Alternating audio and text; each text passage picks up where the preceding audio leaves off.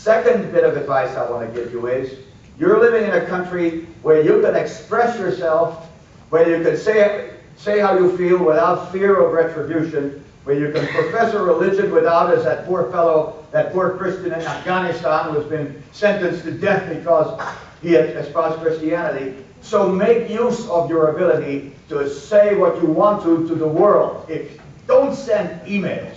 That's one of the worst things that's ever happened to modern civilization. But if you can do it, take a piece of paper.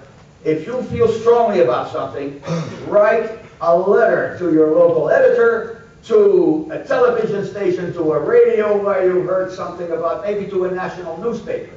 You would be surprised.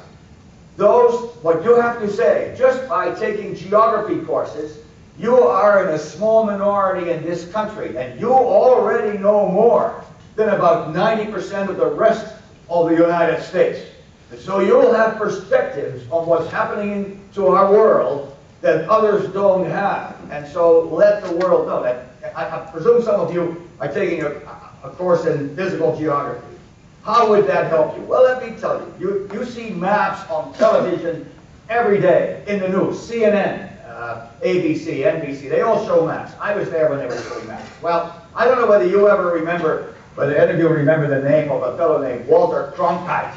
But Walter Cronkite is still alive. You know, he's a a lot older than I am, I mean, but he's a lot wiser than I am, and he has this gravitas. When he says something, it's got to be the truth. Well, when Walter Cronkite became the anchor of CBS television news, you know, he's the guy who preceded Dan Rather, they made this the first time this happened, when the news was a kind of entertainment item.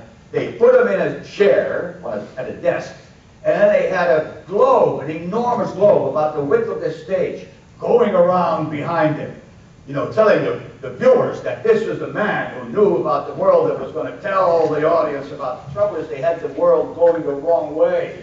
They had it going so that the sun rose in the west, not in the east.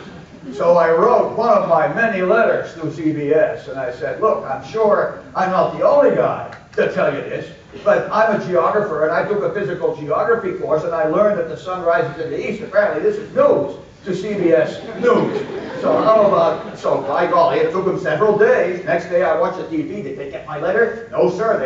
They still had it going the wrong way. But a couple days later, believe it or not, it went the right way. And I sort of felt good about that.